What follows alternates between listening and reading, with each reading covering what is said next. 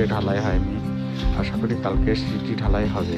এদিকে মশলা মাখানোর প্রস্তুতি চলছে, মশলা মাখাচ্ছে আমাদের সবুজ ও সুরিয়া ভাই, দুজনে মশলা মাখাচ্ছে।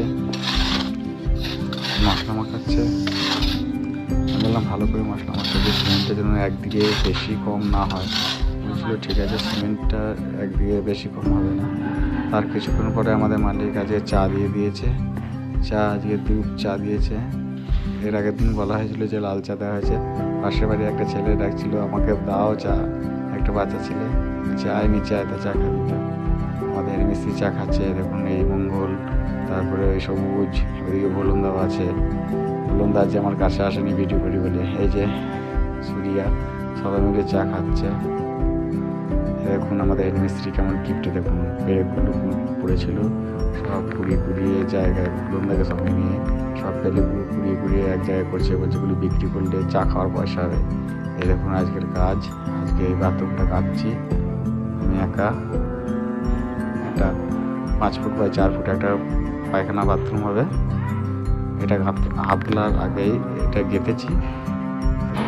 তারপরে এরকম মালিক এসে আবার বলছে আমাদের পাঁচিলের সাইডে একটা কাঁঠাল গাছ আছে, এই কাঁঠাল গাছের ডালটা আমাদের এদিকে ঝুঁকে আসছে, এটা কেটে দিতে হবে। দিয়ে আমি একজনকে তুললাম গাছে, আমি বললাম আস্তে করে বসে ডালটা খুব ভালো করে শক্ত করে ধরবি, কাঁঠাল গাছ একটু নরম হয়। যে ঠিক আছে, একটু বসে নিই, তারপর ডালটা কাটি। আমি বললাম হ্যাঁ ভালো করে কাট, যেন পড়ে যাস না। যে না করবো না, আমি আস্তে আস্তে কাটি। তারপর ডালটা কেটে দিলাম, কাঁঠাল গাছের ডালটা মালিক সঙ্গেই ছিল।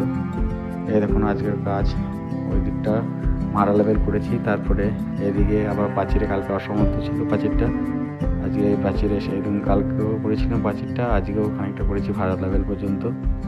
এই ছেলেগুলোর কি মঙ্গল আমাদের একটু গান করছিল, আমি না করবি যখন ভালো করে কর গানটা।